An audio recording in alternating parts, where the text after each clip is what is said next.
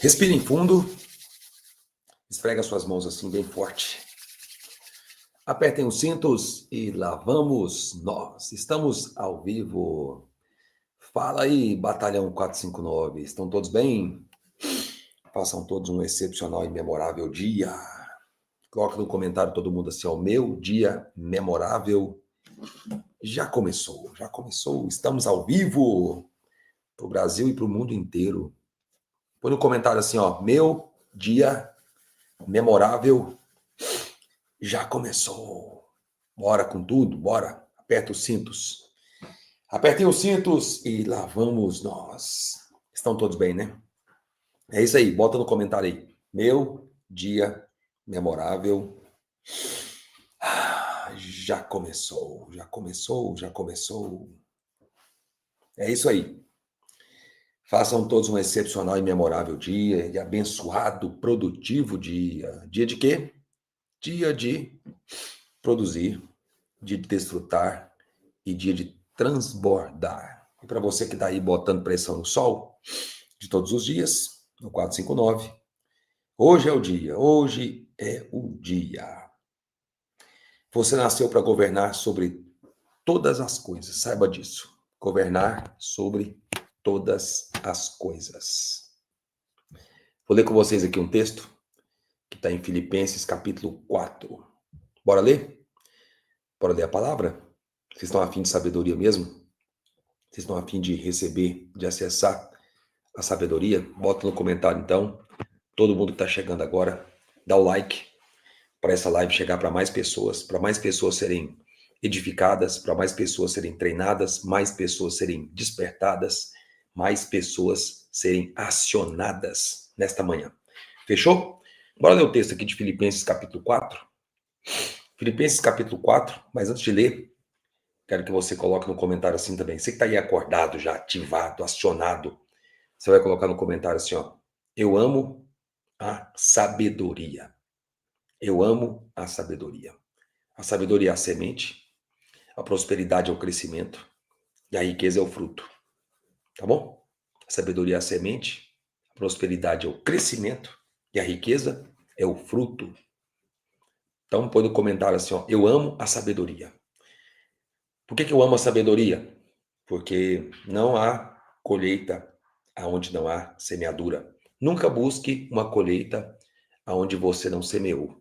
Nunca busque um resultado aonde você não investiu tempo com a sabedoria. Resultado é consequência de quem ama a sabedoria e de quem cresce usando a sabedoria.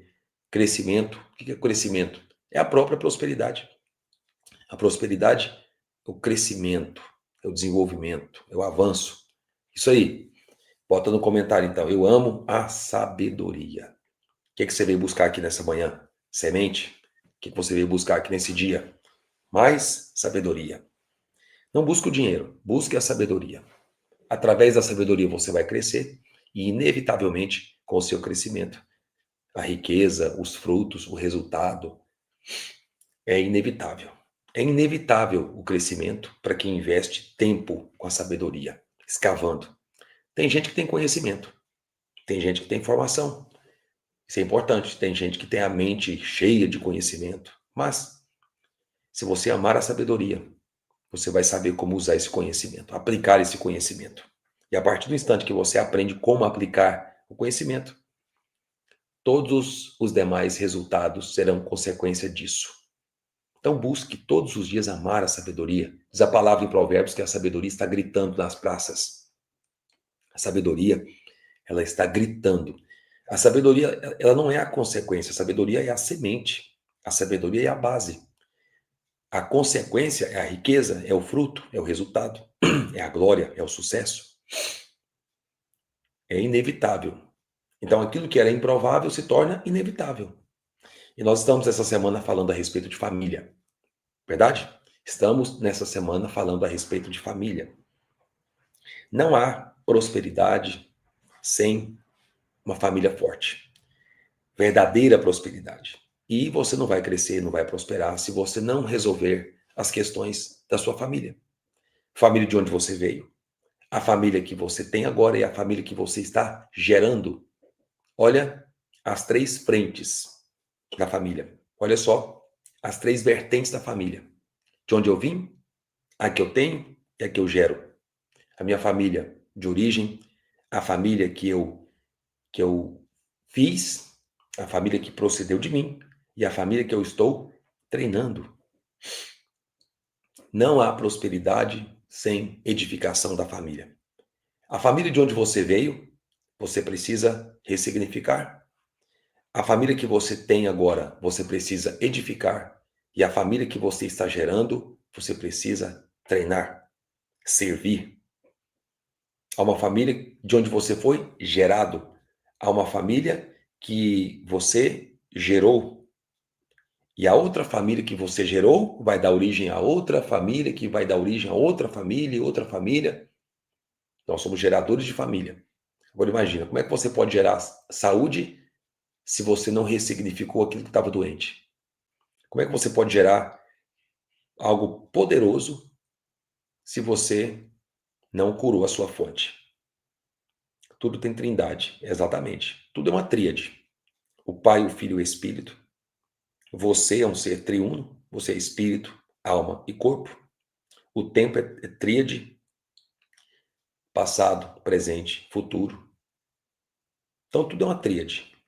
A tríade é o número da aliança, é o próprio número do espírito. É um ciclo perfeito, completo. O 3 é um número também de perfeição, assim como o 7, assim como o 12. Só que o 3 é um ciclo concluso, perfeito. O 7 é a perfeição no tempo e o 12 é a perfeição na eternidade. Bota isso no comentário, escreve isso aí para você tomar nota. Põe aí, 3, ciclo completo. É um número também do Espírito Santo. É um número também de aliança. Ok? Aliança na família. O marido, a esposa e o próprio Jesus. O cordão de 3 dobras. Não se rompe com facilidade.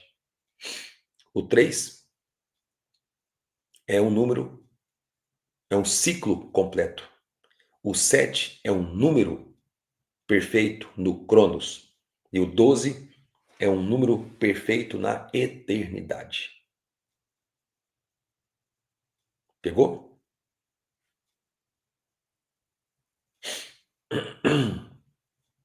Ciclos completos.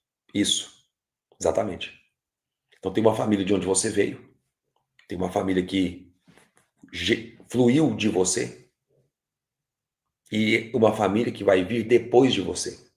Essa que veio de você, você vai fazer o que com ela? Até um determinado momento, edificar e depois treinar.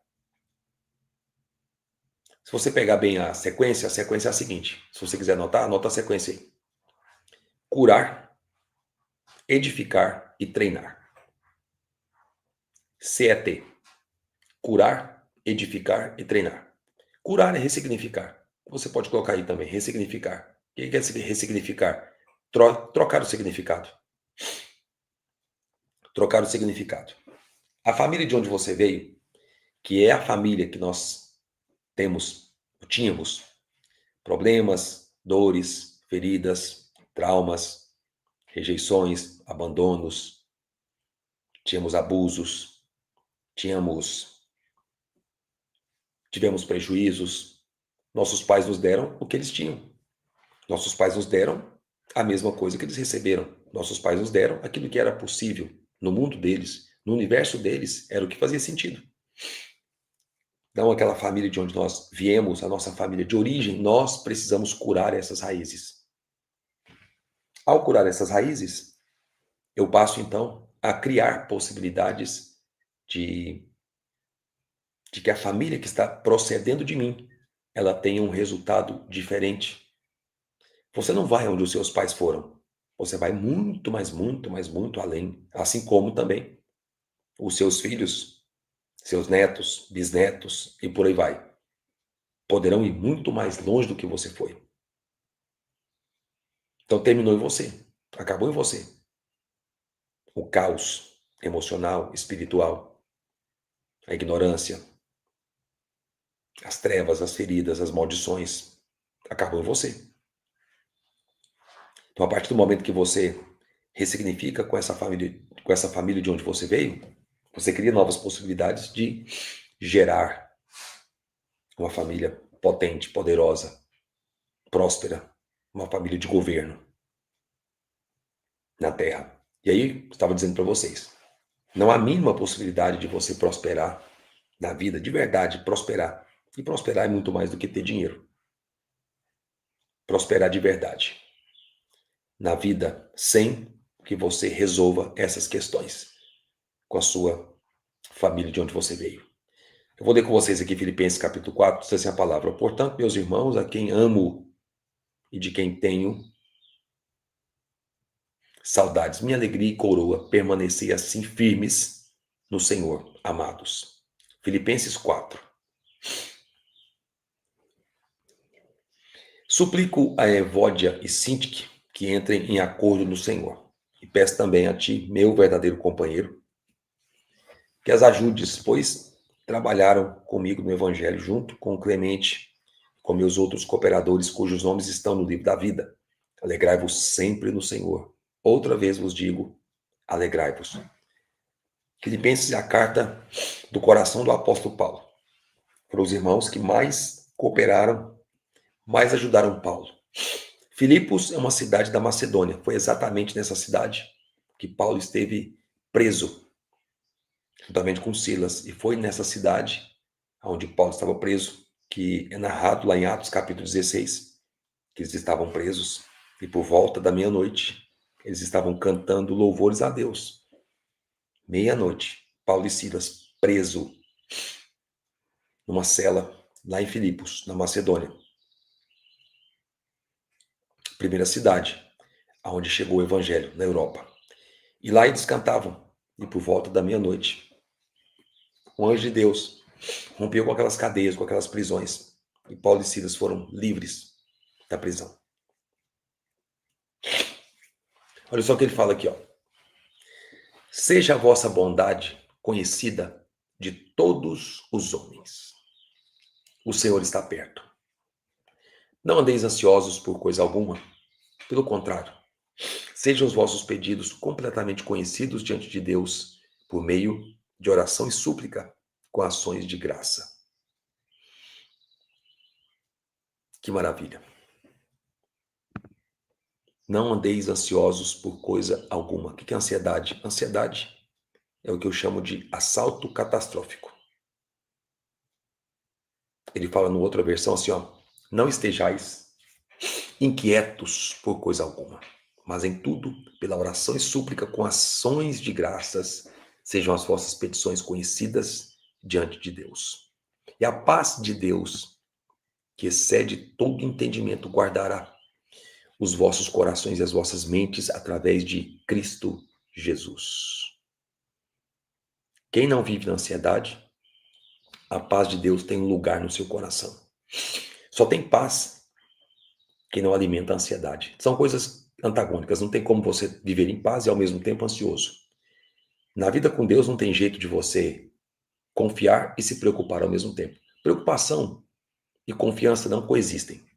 Assim como ansiedade e paz também não coexistem. Pega isso aqui, pessoal. Pega isso aqui. Confiança e preocupação não coexistem. Paz e ansiedade também não. Quem vive em paz vence a ansiedade. Porque paz tem a ver com o passado.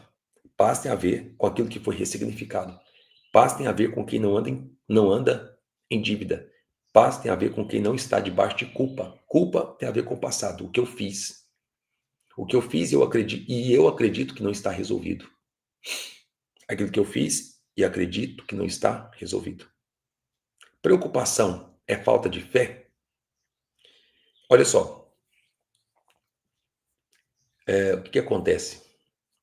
A preocupação, ela é o pensamento de que, olha a própria palavra, pré-ocupação. E a preocupação alimenta a ansiedade, que alimenta a incredulidade. Mas eu posso te dizer que a preocupação é a diminuição da fé.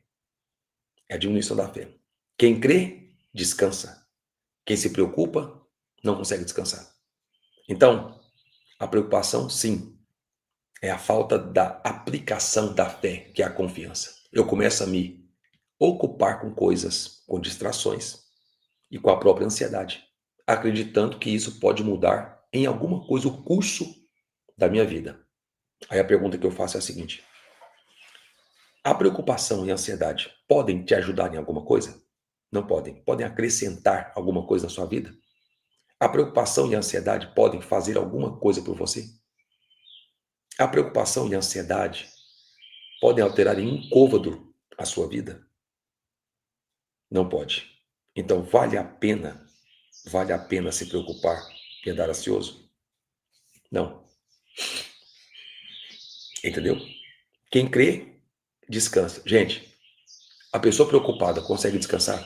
Não. Ela começa a se antecipar. Por isso que preocupação e ansiedade são o que eu chamo de assalto catastrófico.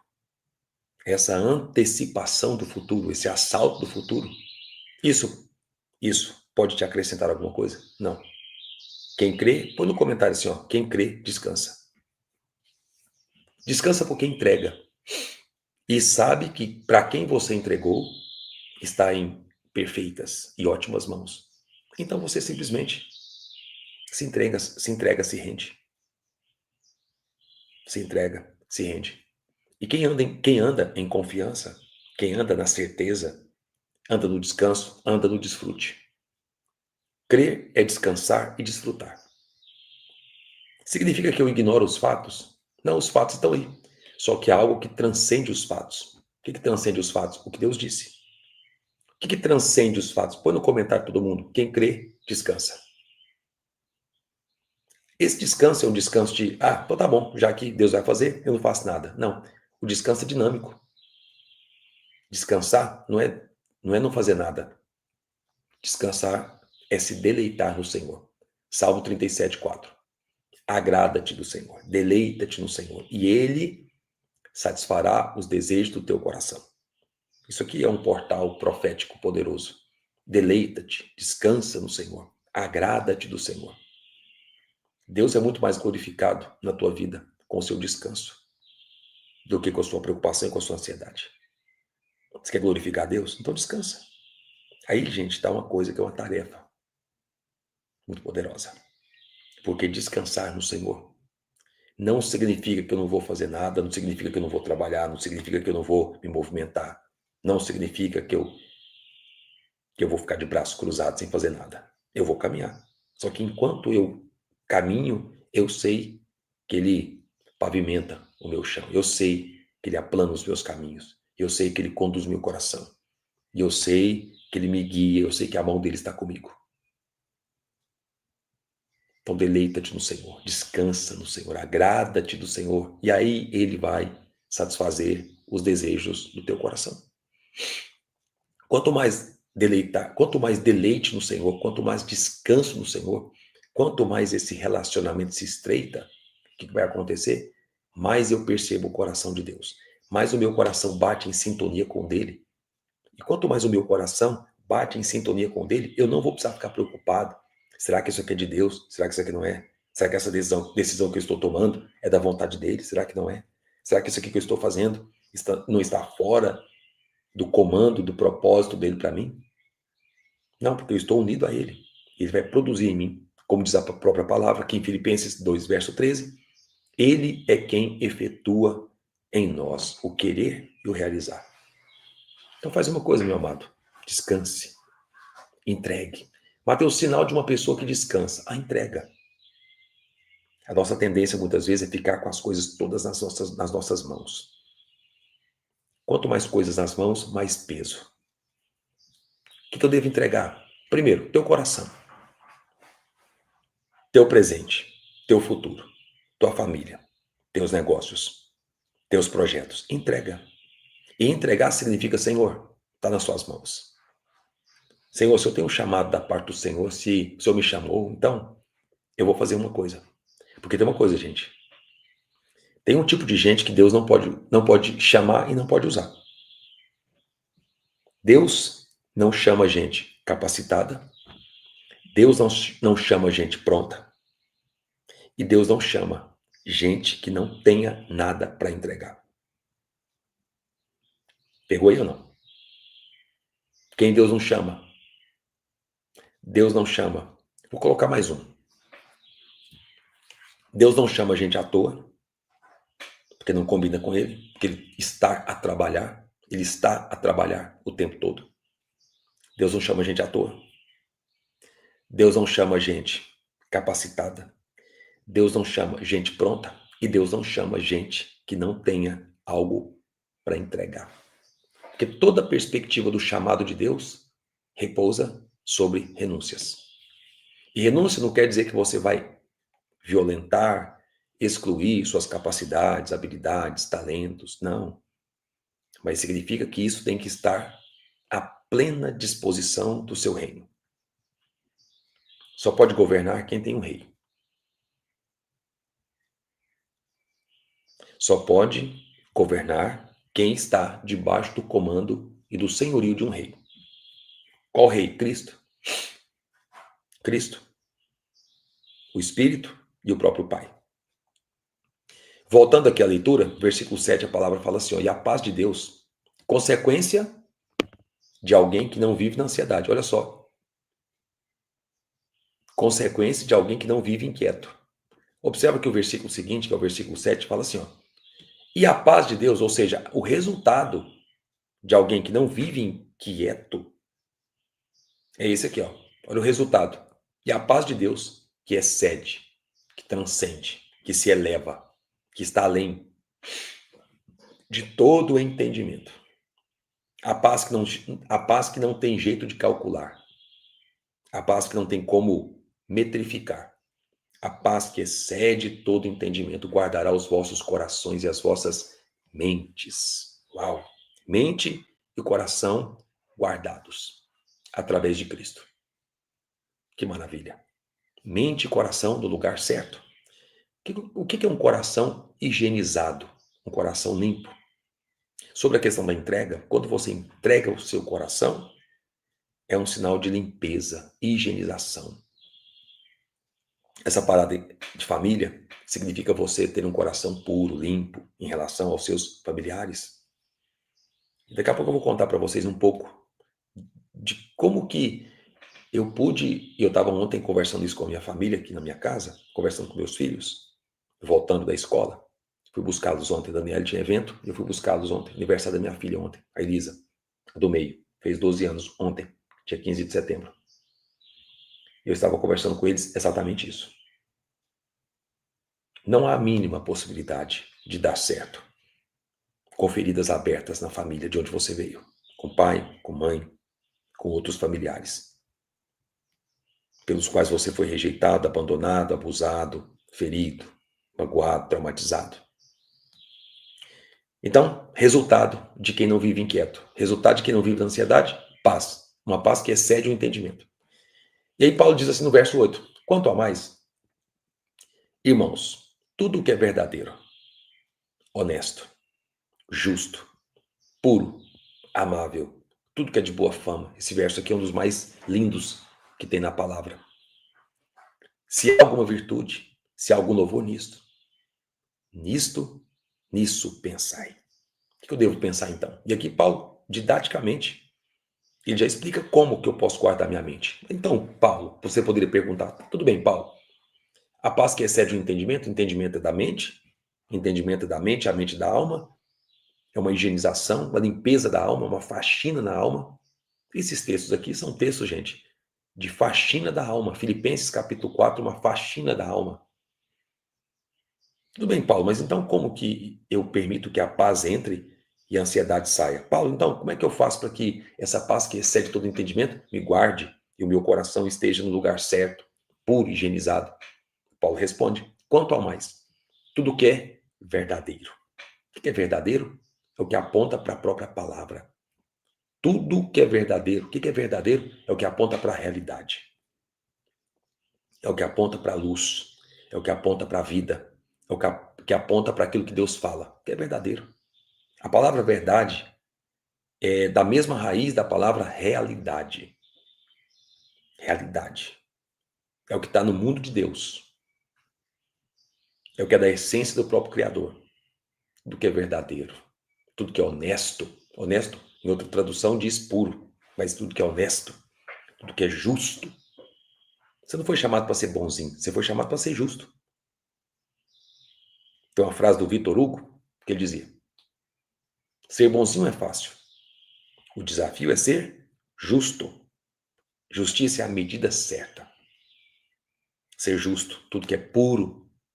Tudo que é amável. Puro. Puro é aquilo que não tem contaminação.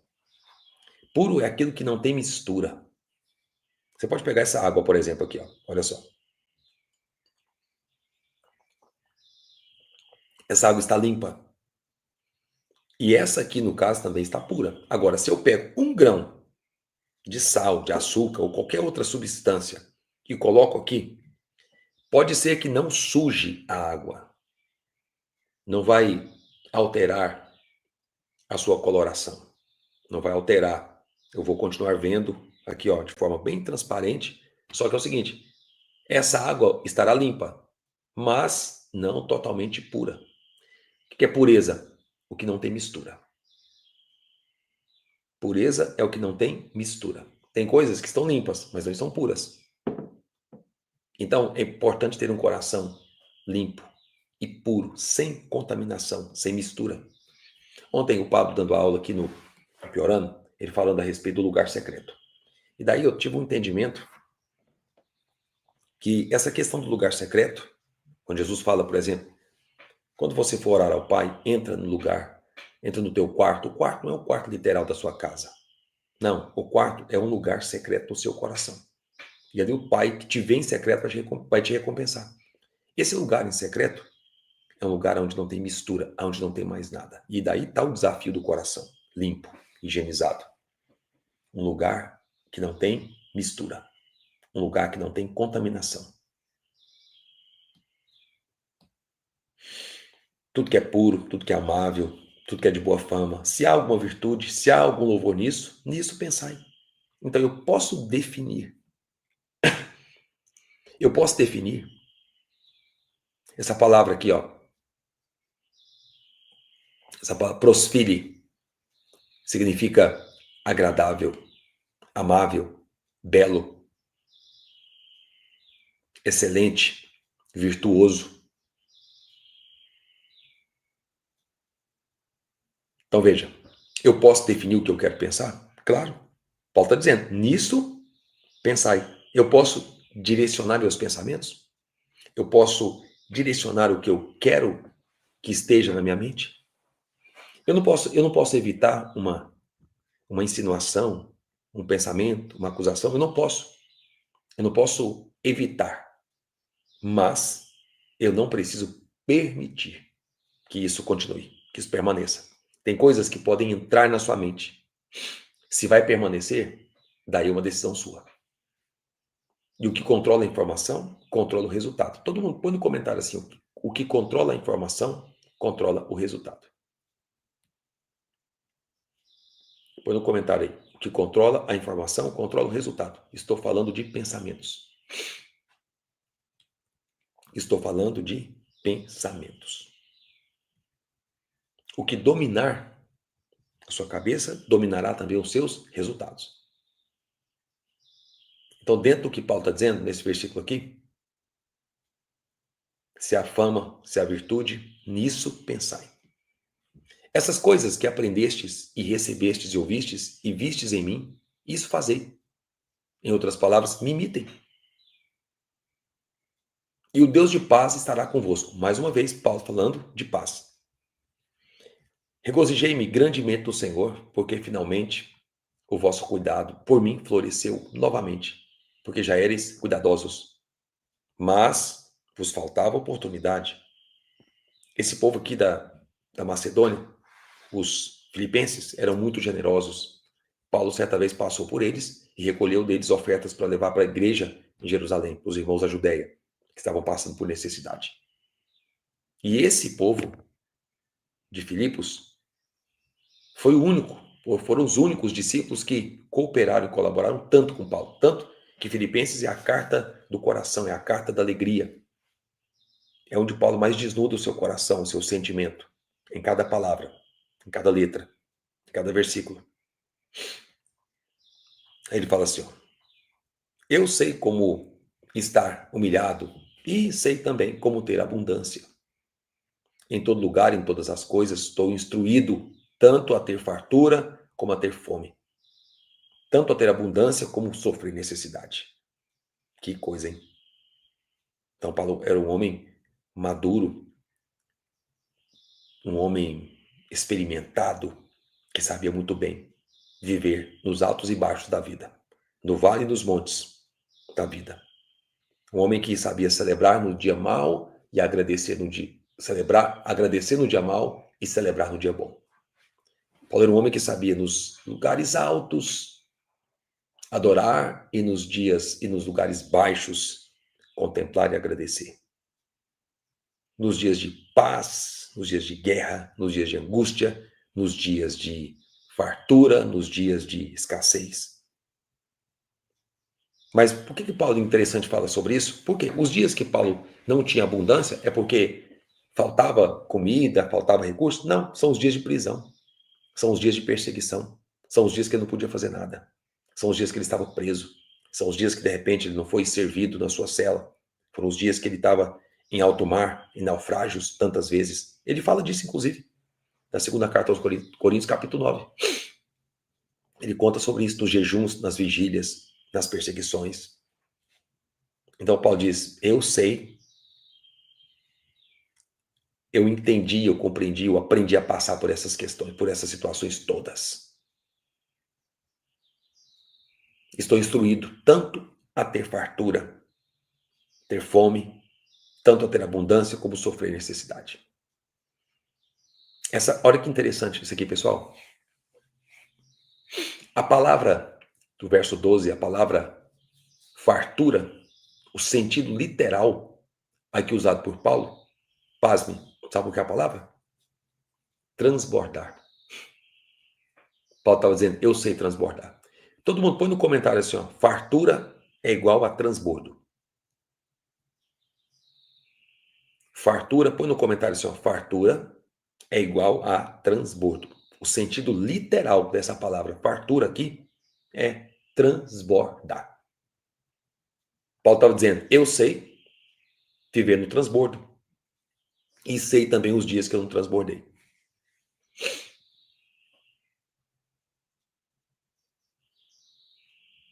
Põe assim, fartura é igual a transbordo.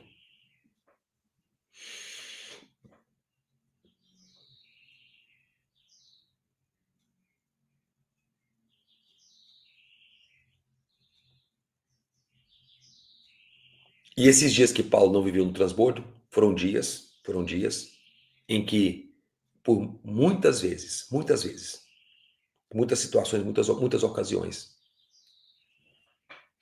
ele foi privado de transbordar. Então, quais foram os dias? Escuta isso aqui. Quais foram os dias em que Paulo fala, por exemplo, aqui, de sofrer necessidade? Se fartura é transbordar, os dias que ele teve necessidade foram os dias que ele não pôde transbordar.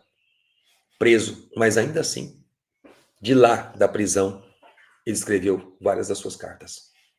Várias das suas cartas. Como é que você prende um homem de alma livre? Não tem jeito. Paulo foi um homem que, embora preso no corpo, era livre de alma. E tem gente totalmente livre de corpo e preso na alma. Vê se pode uma coisa dessa. Olha isso aqui, pessoal. Olha que coisa. Paulo era um homem preso no corpo, limitado no corpo, no tempo e na matéria, mas livre na alma. Tanto que a sua voz chegou aonde ele não pôs os pés. Seus escritos chegaram aonde ele não pisou. E de lá, das prisões, ele edificou e transbordou para milhares de pessoas. Grande parte das cartas de Paulo que nós lemos foram cartas que ele escreveu na prisão. Agora olha isso. Paulo era um homem no corpo, preso, mas não limitado na alma. E tem gente livre no corpo e limitado na alma. Que loucura, hein? Pegou? Como é possível prender um homem de alma livre? Tá? Nunca me esqueço uma situação, tinha um amigo, e eu estava uma vez na empresa dele, e tinha vários colaboradores, e daí o que aconteceu? Chegou um colaborador para ele, e falou algumas coisas, né? Eu estava junto com ele, lá no escritório dele, e chegou um colaborador, e falou para ele assim, porque tem uma funcionária aqui da empresa, que está falando isso, e ameaçando, fazendo isso, falando aquilo outro. Ele falou assim, olha, fala para essa pessoa que não se ameaça leões, não se encurrala leões, não se prende leões. Cara, eu achei essa frase poderosa. Não se encurrala leões. Não se ameaça leões. Paulo está dizendo, eu sei passar por todas as situações. Tem pessoas que só fazem se tiver a certeza de que vai dar algum tipo de lucro. Matheus, então quer dizer que eu saio tomando decisões à torta à direita, sem calcular os riscos? Não, presta atenção. É óbvio que você vai calcular. Agora tem gente que não faz absolutamente nada se não tiver a certeza de que aquilo vai dar certo. O seu medo de dar errado faz você ficar preso a vida toda, fazendo as mesmas coisas do mesmo jeito, nos mesmos lugares e com as mesmas pessoas e, consequentemente, tendo os mesmos resultados. Paulo tinha a certeza e a convicção, por exemplo, quando ele foi para essa cidade, quando o anjo apareceu e disse assim, lá em Atos, passa-nos a Macedônia. Passa-nos a Macedônia e ajude-nos. O anjo disse. Paulo estava indo para outro lugar, para a Ásia, e de repente ele vai para a Europa. Paulo tinha plena convicção e a plena certeza de que ia dar certo o evangelho na Europa? Não. O que ele fez? Mas respondeu. Foi. Fluir é diferente de transbordo. Escuta, só transborda quem está fluindo. Fluir é um fluxo contínuo. Quem está no fluxo contínuo, quem não represa a passagem da água do rio, acontece o quê? Deságua. Deságua em outras fossas. Deságua. O que é o transbordo? Resultado de quem está fluindo. Corta o fluir para você ver. E essas são coisas que se retroalimentam. Quanto mais, então, você transborda para baixo, mais o transbordo de cima vem sobre você. Isso aqui é muito forte, pessoal. Mateus, como não cessar o transbordo? Não corte o fluxo. E aí uma coisa muito poderosa, estava agora na África, há umas 2 semanas, e uma palavra que me veio muito forte, fluidez. Fluidez, fluidez. O que é essa fluidez? Velocidade. Rapidez. Ser uma pessoa assim, liberada, solta. Ser uma pessoa que flui. Não corte o fluxo. Põe no comentário assim, não corte o fluxo. Não represe a água. Tem uma fonte, e dessa fonte deságua sobre você. E de você deve desaguar no outro.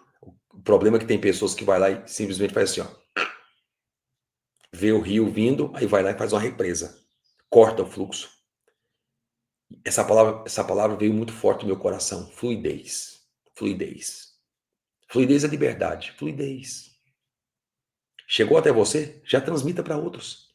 Tem que tomar uma decisão? Tome logo. Tem que enfrentar algo? Enfrente logo. Tem que desagradar? Desagrade logo. Tem que passar para frente? Passe logo. Sabe uma coisa que faz você assim crescer de uma maneira exponencial em tudo que você faz? Tem que resolver, ter alguma conversa difícil? Tenha logo essa conversa difícil. Tem que tomar uma decisão rápida, tome logo. Fluidez. Aprendeu algo? Ensine imediatamente. Por que nós treinamos aqui todos os dias essa parada do transbordo e é tão forte, o resultado aparece de forma inevitável? Porque tão logo aprendemos algo, já estamos transmitindo. Mateus, como que eu faço hoje para fluir com essa velocidade, com essa rapidez e crescer? Aprendeu algo? Transmita. Pegou algo? Passe para frente. Porque você se torna mestre em tudo o que você ensina. Pega isso aqui. O que você lê, você aprende. Mas o que você ouve ou o que você vê, você lembra. Mas o que você transmite, ensina, você domina. O dia que eu peguei isso aqui, talvez seja um dos mais potentes códigos que eu peguei para esse ano. Eu resolvi fazer isso. Eu quero dominar, então ensine. Por que vocês veem o Pablo, no caso, dominando tanta coisa? Porque tudo que aprende, ensina rápido. Isso é fluidez. Uau, isso é fluidez. O que eu leio, eu retenho. Mas o que eu ensino, eu libero. E agora escute. Tudo que você libera, você prospera. Alguém que prospera porque ensinou mais coisas. Gente, olha isso aqui. O governo e a prosperidade, o aumento, a expansão, não é para quem ouviu e aprendeu, é para quem ensinou. É para quem transbordou.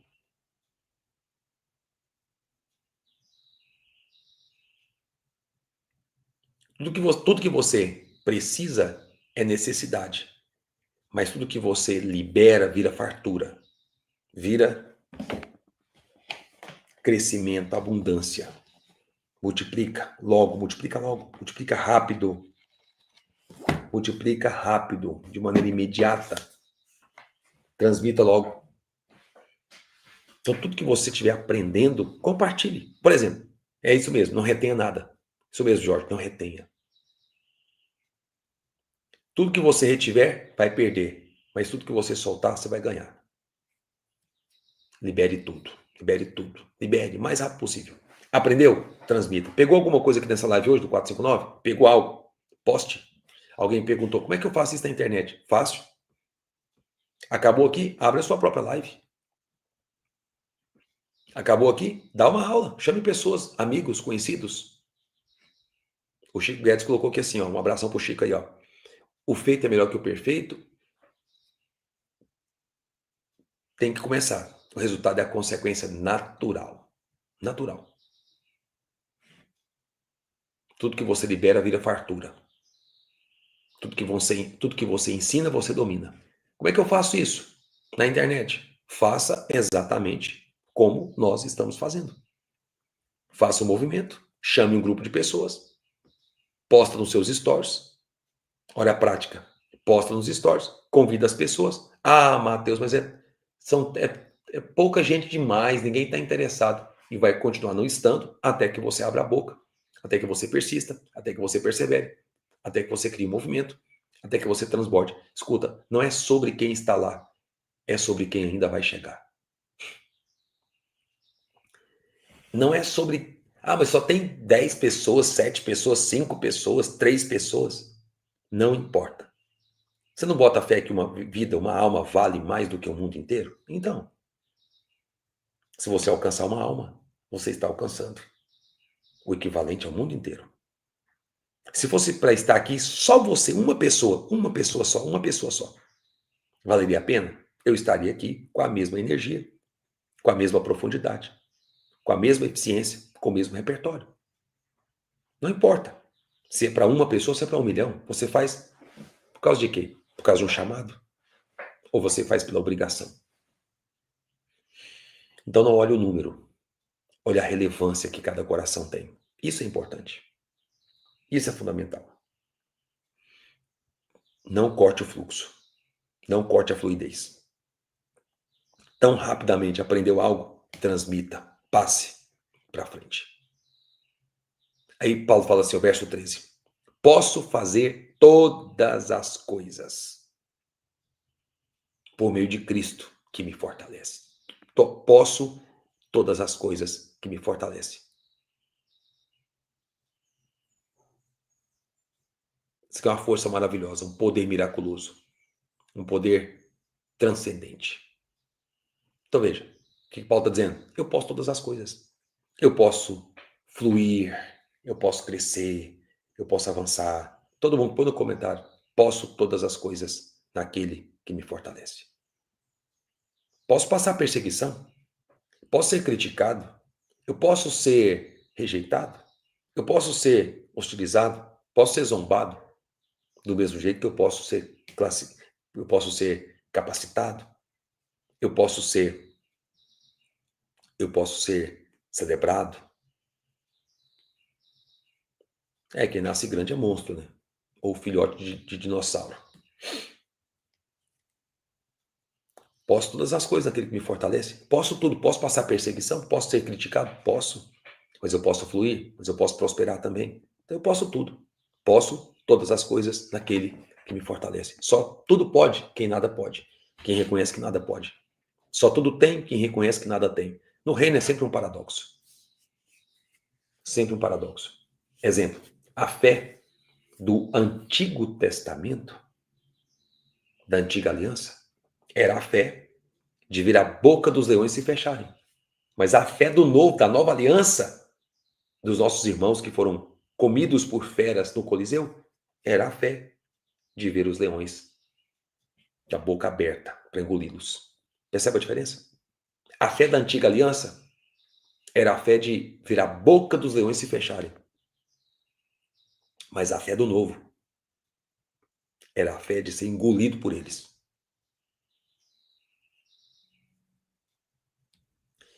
Isso também reflete a passagem de Mateus, é verdade. Ó, ao que tem se dará e terá mudança, mas ao que não tem, até o que tem vai ser tirado. Exatamente. Quanto mais você reforçar, saber, reconhecer, aceitar, e a palavra certa é essa mesmo, aceitar. O que eu tenho que fazer, Mateus? Aceitar. Ativar a identidade, aceitar o que Deus fala sobre quem eu sou. Somente concordar com Deus. Se você concordar com o Senhor, não se preocupar com mais nada, não estar preocupado com nada com o que diz a seu respeito, acabou. Estava ontem, ensinando meu filho, tendo um momento com o Felipe. O Felipe está com 14 anos. E eu falei assim, Felipe, vamos treinar? Ah, eu não quero lá com aquelas pessoas. Eu falei, meu filho, nós vivemos em um mundo onde tem pessoas, habitado por seres humanos. Nós precisamos aprender a conviver com as pessoas. E eu comecei daí a fazer perguntas para eles. O que é que te incomoda? E aí, naquele momento bem particular, foi um momento muito importante. Ele começou a abrir o coração. E ele me falando, então, de... Ah, pai, porque... Eu perguntei assim, fui perguntando, né? Você fica preocupado achando que as pessoas estão pensando algo a seu respeito? Sim. Você fica olhando para as pessoas e elas começam a conversar, você pensa que elas estão falando a seu respeito? Sim. E eu falei para ele, eu tive a mesma coisa quando eu tinha a sua idade. Eu era magrelão assim, sabe? E alto, magrelão, fino, fininho assim mesmo. Eu tinha vergonha quando eu ia na academia, eu ficava com medo de deixar o peso cair. Eu ficava com medo de não dar conta de fazer um exercício, ir lá e passar mal, passar vergonha. Tudo é o medo da vergonha, tudo é o medo da crítica, tudo é o medo da exposição. Tudo é o medo de, o que as pessoas estão pensando a meu respeito. Tudo isso é exatamente a mesma coisa que ele estava, né, enfrentando ali, tendo como desafio. E eu falei assim, meu filho, a vida é assim. Ah, pai, mas eu fui ensinando para ele, ensinando, mostrando para ele. Medo da exposição, medo da crítica. A vida é desse jeito. Mas você pode passar por críticas. Ah, mas você pode ser perseguido. Ah, mas você pode ser zombado. E eu falei para ele, você não pode fazer nada com o que as pessoas pensam, sentem, falam a seu respeito. Você só pode controlar o que está na sua alçada. Você só pode controlar o que você mesmo pensa. Você só pode controlar o que você mesmo sente. E o que você mesmo fala. Sobre o que os outros falam, pensam, sentem, não importa. Só foque no que você controla. Deixe as pessoas com as opiniões delas. Posso fazer todas as coisas por meio daquele que me fortalece. Todavia fizestes bem em tomar parte na minha aflição. E bem sabeis também vós, ó Filipenses, que no princípio do Evangelho, quando parti da Macedônia, nenhuma igreja comunicou comigo com respeito a dar e receber, senão vós somente. O único povo. E sabe o que é interessante? É que esse povo aqui dessa igreja, de Filipos, na Macedônia, era uma comunidade que não tinha grandes poderes, como os irmãos, por exemplo, de Corinto. Sabia disso? Esses irmãos aqui da Macedônia eram os mais pobres. Grande parte da comunidade cristã do primeiro século, primeiro, segundo e terceiro século, eram de pessoas desprovidas de condição financeira. Grande parte. Tinha muitos ricos também. Muitos. Principalmente em Corinto. Mas na Macedônia, não. Na Macedônia, nós tínhamos irmãos muito, muito pobres. Só que ainda assim, esses mesmos irmãos, esses mesmos, foram os que mais contribuíram com Paulo. Não era um povo ganancioso. Não era um povo avarento. Não era um povo que retinha. Esses irmãos, tá lá, se você quiser ler depois, tá lá. 2 Coríntios, capítulo 8. E Paulo fala exatamente desses irmãos aqui. O transbordo da sua generosidade redundou em glórias ao nome de Deus, ao nome de Jesus. Porque eles, nas medidas que eles tinham, das suas posses, os seus bens, não deixaram faltar nada para Paulo, quando ele estava buscando as ofertas para levar para os irmãos da Judéia. Olha só o que ele fala. Porque até mesmo em Tessalônica me mandastes uma e outra vez o necessário. Eles não deixaram Paulo passar necessidade. Eles serviram Paulo.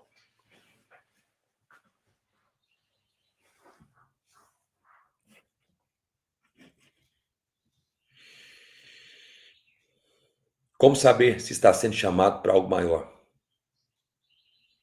Então, na verdade, todos nós fomos chamados para algo maior. Você não tem uma suspeita de que os desafios que Deus está te propondo é um chamamento para algo maior? Você não tem suspeita de que certos lugares que você vai, pessoas que você ouve, esse lugar aqui, por exemplo, esse nosso bate-papo aqui, essa comunhão nossa aqui, ó, de todas as manhãs, não te dá uma suspeita de que você está sendo despertado para caminhar num exército, para caminhar num batalhão de pessoas que vão governar na Terra? Não dá para você aquela sensação, puxa, o que será que Deus está querendo comigo, hein? Pode ter certeza. Todos aqui foram chamados para algo maior. Jesus não disse assim, ó, se vocês creem, vocês vão fazer obras maiores. O alcance vai ser muito maior. Não quer dizer que o poder vai ser maior ou mais relevante. Só quer dizer que são obras maiores pelo fato de ter mais alcance. É exatamente. Só de estar aqui já é um chamado. Sim. Quem é que acorda? Quem é que levanta 4h30 da manhã para ouvir 1 hora de mensagem, uma aula de 1 hora? Logo cedo. Quem faz isso? A minoria faz. Então, já não te dá aquela sensação, puxa vida, cara, por que eu estou fazendo parte disso, né? O que será que é esse chamado? O chamado é um recado do alto. O chamado é. O chamado de Deus é a materialização do propósito eterno. Como que Deus revela o propósito dele para mim? Me chamando. Me chamando para um desafio maior, me chamando para caminhar com gente diferente, me chamando para acessar lugares diferentes, me chamando para implementar ideias diferentes, me chamando, me dando ferramentas diferentes, me chamando para ressignificar meu passado, redirecionar meu futuro, redefinir o meu presente. Chamado, tudo é chamado. É um recado de Deus. É um recado. É um recado vindo aí do Kairos para invadir o Cronos. É um de repente. Fique pronto a esses de repente de Deus. Como é que fica pronto aos de repente, né? Ficar pronto não quer dizer perfeito, significa estar atento. Estar pronto significa estar atento. Como que eu sei, Mateus? Fique atento. Fique atento. Fique atento.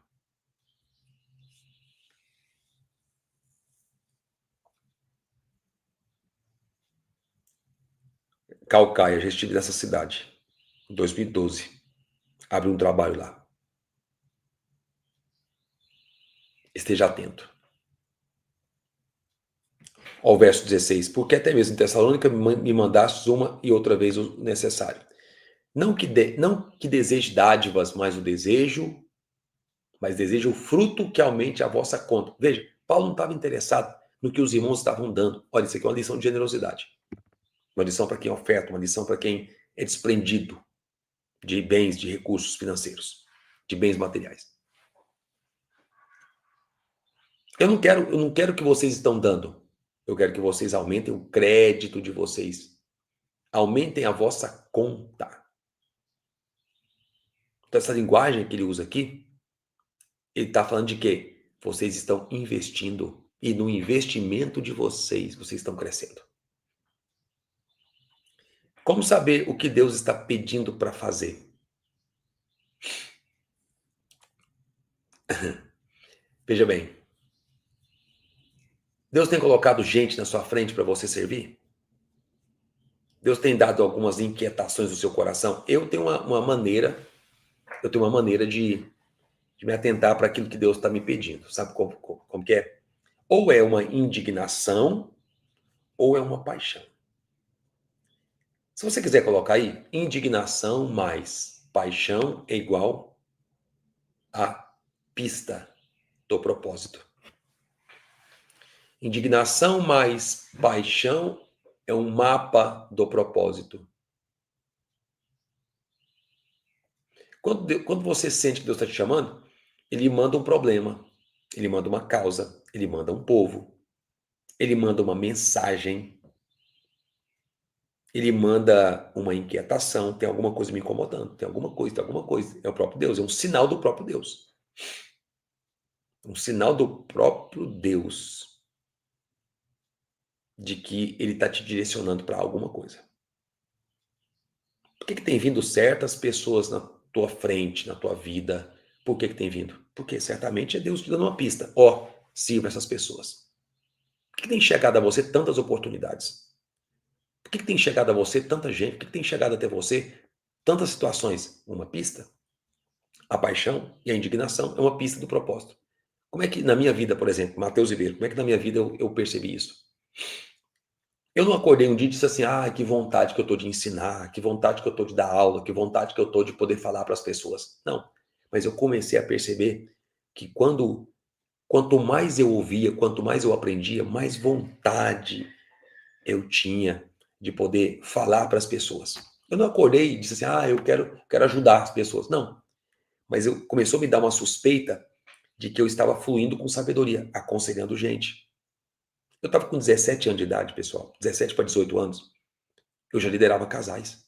Falei, se pode um negócio desse?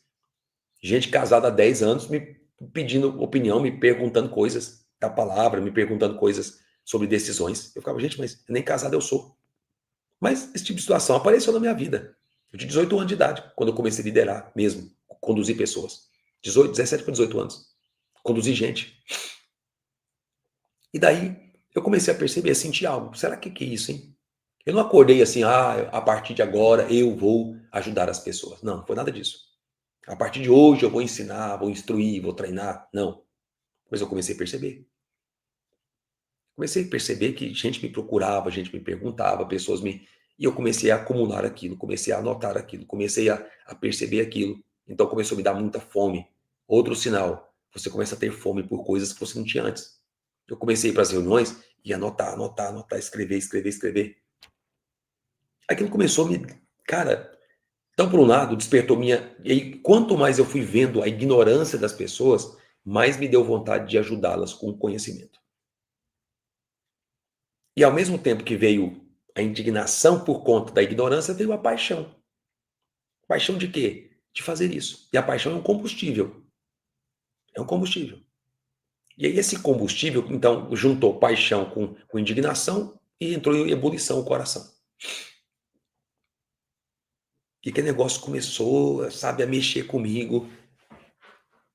Não é que você dependa do que os outros falam. Não é que você dependa do que os outros percebem. Mas eu quero dar uma dica para vocês aqui. Dica não, quero dar uma recomendação. Dou dicas, dou recomendações. Instruções, meus amados irmãos.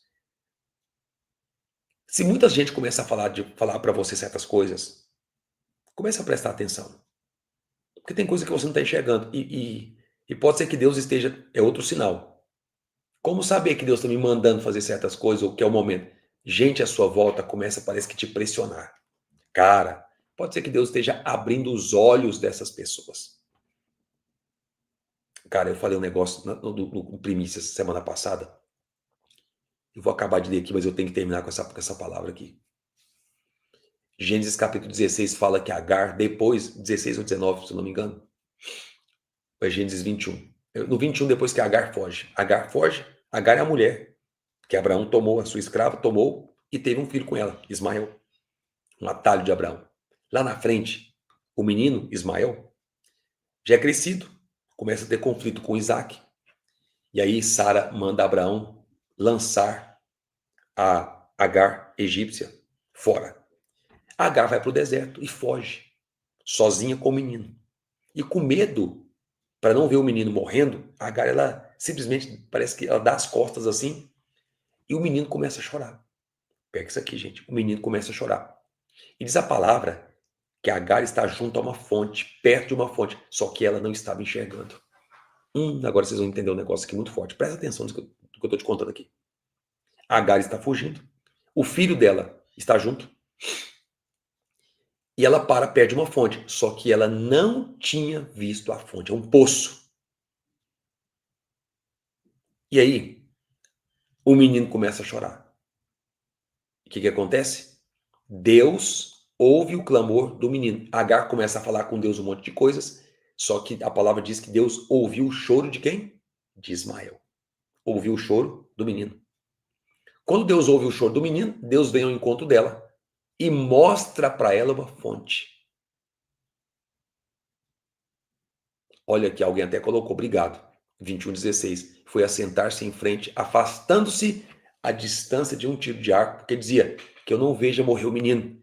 E sentando-se em frente dele, levantou a sua voz e chorou. Se colocar o versículo adiante, vai mostrar aqui o menino.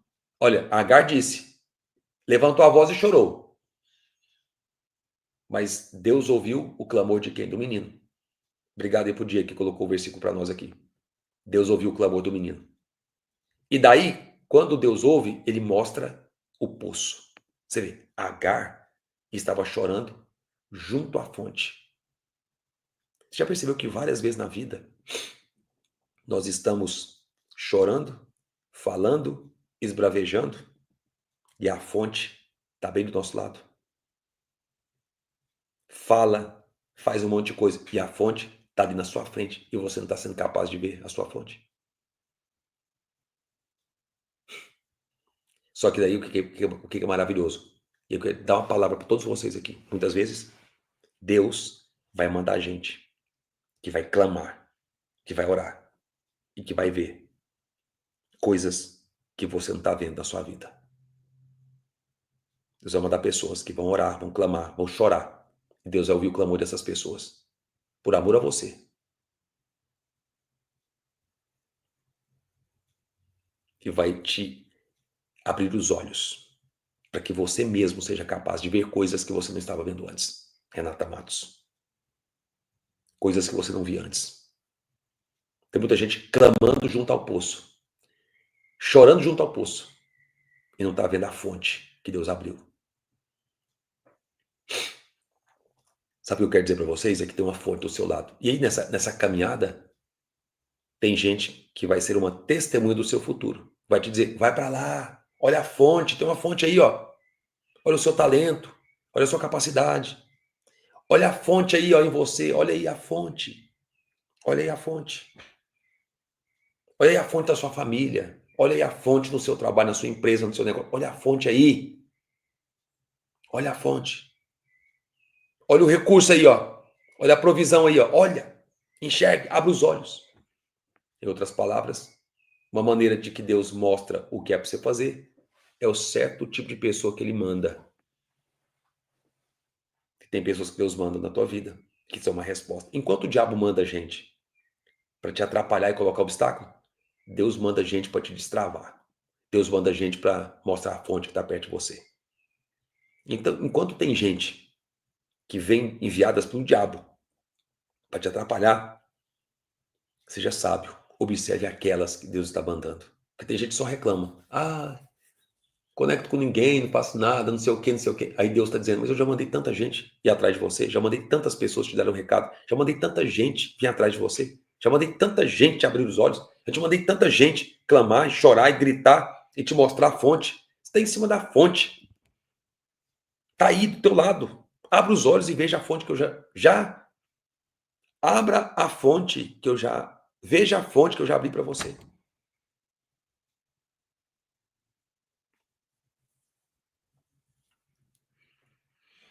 Paulo diz assim, para a gente poder terminar, mas eu tenho tudo em abundância, cheio estou, depois que recebi de Epafrodita as coisas que me foram enviadas por vós, como cheiro da suavidade e sacrifício aceitável e aprazível a Deus. O meu Deus suprirá todas as vossas necessidades segundo as suas riquezas em glória por Cristo Jesus. Então, se você crê, eu quero profetizar na sua vida. Recebe aí agora. Recebe aí agora. Recebe aí agora. Não vai te faltar nada. Deus, segundo a sua riqueza em glória, vai suprir todas as suas necessidades na sua família, na sua casa, na sua empresa, nos seus negócios. Vai suprir todas as suas necessidades, as ferramentas, os elementos, os componentes que você precisa para cumprir seu chamado, sua visão. Quero profetizar hoje abundância. Quero profetizar hoje sobre a sua vida, recursos. Quero profetizar hoje sobre a sua vida um dia de luz, de graça, de fé, de avanço, de crescimento. Quem recebe? Quem crê? Quem aceita? Ora, ao nosso Deus e Pai, seja a glória para todos sempre. Saudar a todos os santos em Cristo Jesus, os irmãos que estão comigo vos saúdam. Todos os santos os saúdam, principalmente os que são da casa de César. A graça de nosso Senhor Jesus Cristo seja com todos vós. Amém. E a mesma coisa que eu digo para vocês aqui, depois dessa palavra poderosa de Paulo. Hoje é dia do tudo posso. Hoje, então, decida fazer algo em relação à sua família, honrar a sua família, de onde você veio, ressignifique, cure as feridas. A família que nasceu de você, edifique. E essa família que nasceu de você, treine. Treine. Treinou? Ajude outros a fazer o mesmo. Serviu? Ajude outros também a servir. Porque, olha, mais maravilhoso ainda do que treinar é ajudar outros a treinar. Melhor, não é melhor dar do que receber? Então, não corte o fluxo. Pegue essas chaves que você acessou aqui hoje, transmita para outros. Vai lá no seu Instagram depois, nos seus stories, faz lá e diga assim, ó, pessoal, estava hoje aqui numa live com o Matheus Ribeiro, do 459, lá do Pablo Marçal, e peguei uma chave. Eu quero compartilhar com vocês. Faz isso. Você vai ser um canal, um instrumento muito poderoso para a vida de outras pessoas. Faz sentido? Então, respira bem fundo, esfregue as suas mãos assim. Deixa eu fazer aqui uma oração por vocês. Respira fundo onde você está. Só não feche os olhos se você estiver dirigindo.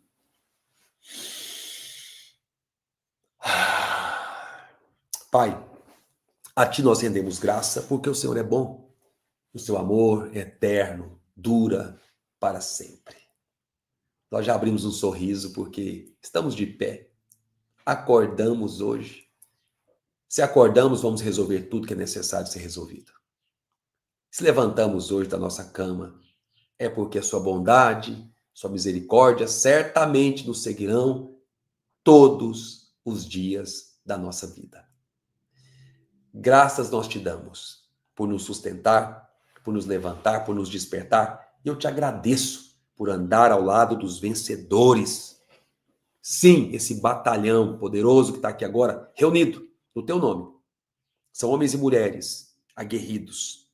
Homens e mulheres decididos a não tolerarem mais a mediocridade, não serem escravos de coisa alguma. Homens e mulheres resolvidos, decididos a romper, a avançar e a crescer. Homens e mulheres decididos a transformar suas famílias.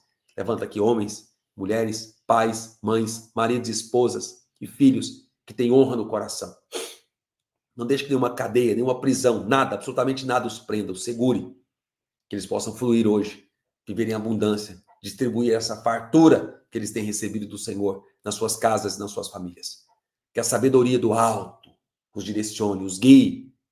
Que a sabedoria do céu, que o orvalho fresco que cai, que desce do Senhor, possa transbordar aonde eles estiverem hoje. Pessoas que se conectarem a eles sejam tocadas e transformadas. Ai daqueles que cruzarem os vossos caminhos hoje. Serão profundamente marcados e que essa paixão e essa indignação sejam a pista do seu propósito, que eles respondam hoje ao teu chamado, que eles fluam e multipliquem tudo que o Senhor tem colocado nas suas mãos. Que eles não retenham nada, mas que tudo eles transbordem. Benditos sejam os seus filhos, aqueles que têm filhos, os que virão a ter filhos. Benditos sejam os que têm os seus colaboradores, os seus times, suas empresas, seus negócios. Benditos sejam vocês que vão fazer muitos negócios hoje e vão usar suas empresas como um canal, uma ferramenta, uma artilharia pesada do reino nessa geração. Benditos sejam vocês que estão indo agora para o trabalho. Benditos sejam vocês que estão em viagem. Benditos sejam vocês ao entrarem e ao saírem. Benditos e abençoados sejam vocês. E aonde vocês forem, sejam reconhecidos como amados e favorecidos do Deus Todo-Poderoso. Onde vocês forem hoje, pisarem, tomem posse, onde tocarem, multipliquem tudo que o Senhor tem colocado nas vossas mãos. Que a ansiedade não tenha lugar no coração de vocês, mas que a paz, que excede todo entendimento, os guarde. E hoje, todas as decisões que vocês tomarem, apontem para o reino, apontem para o Senhor. Suas famílias sejam abençoadas, curadas, benditas, ressignificadas, famílias sejam treinadas, despertadas e levantadas para salgar essa geração, para tocar essa geração. Em nome do Senhor Jesus Cristo. Esfrega suas mãos se você quer, se você crê e se você acessa. Diga: eu quero, eu creio, eu acesso. Já é. Já é, então já foi. Tamo junto até depois do fim. Abençoe, transborde. Amanhã nos encontramos novamente aqui no 459 para esse batalhão explodir tudo. Fica ligado, vem conosco, vem junto. Conferência de casais, sábado agora. Traz seu marido, sua esposa, seu cônjuge. Vem, vai ser a conferência das conferências, um avivamento nas famílias. Vem para a conferência de casais. Prepare-se para o encontro dos mentorados aí, prepare-se para a festa das festas, festa das nações. Dia 28, prepare-se para estar conosco no Método IP. Vamos embora. Esses próximos 15 dias de setembro prometem, vamos entrar outubro com tudo, para rasgar tudo, para o final de ano mais incrível que você já teve na sua vida. Combinado? Um beijo para todo mundo. Estou aqui a servir vocês. Matheus Ribeiro, líder 1, Matheus sem H. Quem não me segue no Instagram, está convidado a me seguir e compartilhar das riquezas do alto aí. Um abraço, turma. Fiquem todos com Deus e até amanhã.